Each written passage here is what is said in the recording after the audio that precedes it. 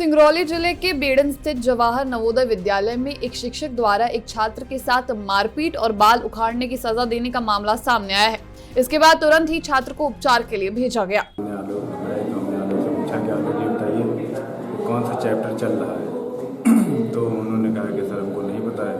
तो हमने उनके कान के पास के बाल पकड़ लिए। वो बाल पकड़े तो वो वहाँ से निकल गए। तो फिर उसके हम लोग ने दवा भी कराई सीधे जाके नर्स से, और हमने उनके माता पिता को बताया कि ऐसे ऐसी घटना हो गई है और ये मुझसे गलती हुई। मैं इसकी उनसे मैंने कई बार कहा कि इसके लिए मैं आपसे बात भी नहीं कर पा रहा हूँ, क्योंकि ये कोई भी माता पिता होते तो ये इसी तरह से वो रिएक्ट करते जिस तरह से कोई आमतौर से करता है। गलती हो गई आपसे? ये गलती मेरी हुई, इसमें कोई शक नहीं। क्या नाम है? तो छठी क्लास का एक बच्चा जिसका नाम आलोक कुमार साकेत है, वो अपनी कक्षा में आया और अपना कार्य पूर्ण नहीं किया था उसने।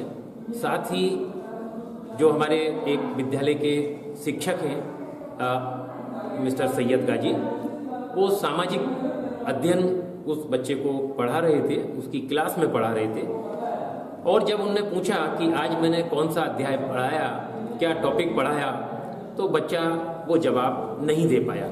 सर को थोड़ा सा खराब लगा और उन्होंने कान के ऊपर थोड़े उसके बच्चे के बाल पकड़े। कुछ बाल वहाँ टूटे।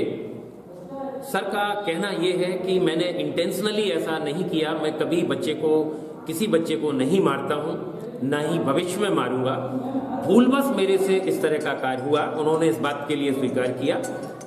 हमने तुरंत एक जांच कमेटी बैठाई मेरे संज्ञान में मामला आने पर, और अगले 24 घंटों में इस जांच कमेटी की रिपोर्ट आने पर तुरंत उनके विरुद्ध जो भी आवश्यक कार्रवाई होगी अवश्य की जाएगी। नेशन मिरर के लिए सिंगरौली से साउथ पठान की रिपोर्ट।